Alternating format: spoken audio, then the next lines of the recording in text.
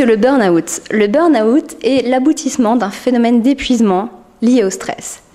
On a souvent classé cette pathologie dans le registre psychiatrique, or c'est beaucoup plus compliqué que ça. Lorsque nous stressons, au début, nous produisons une hormone qui s'appelle l'adrénaline. Alors l'adrénaline, tout le monde connaît, c'est une hormone qui est euphorisante, qui est dynamisante.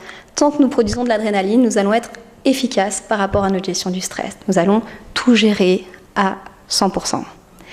Cette adrénaline, si le stress continue, va s'amenuiser, ainsi que toutes les autres hormones de gestion du stress. C'est-à-dire que petit à petit, nous perdons notre fond de gestion du stress. Et là, une autre hormone va prendre le relais. Cette hormone est nommée cortisol. Le cortisol n'est plus une hormone positive de gestion du stress, c'est une hormone de surface et qui est aussi une hormone de survie. C'est-à-dire qu'elle va bouleverser pas mal de choses dans notre équilibre. Elle va notamment perturber notre sommeil. Elle va occasionner une prise de poids.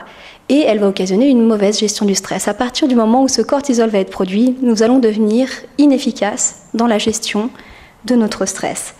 Ce cortisol peut être produit pendant une semaine, 15 jours, 2 ans, 15 ans. Il n'y a pas de limite. Et si le stress se prolonge trop, un jour ce cortisol peut s'épuiser lui aussi et complètement chuter. C'est ce qu'on appelle le burn-out. Donc en réalité, ce burn-out est vraiment un phénomène d'épuisement dans lequel toutes les hormones qui sont en lien dans la gestion du stress vont s'épuiser les unes après les autres.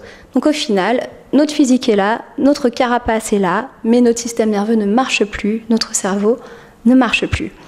On estime actuellement que 10 à 20% de la population en Suisse sera touchée par au moins un burn-out au cours de sa vie.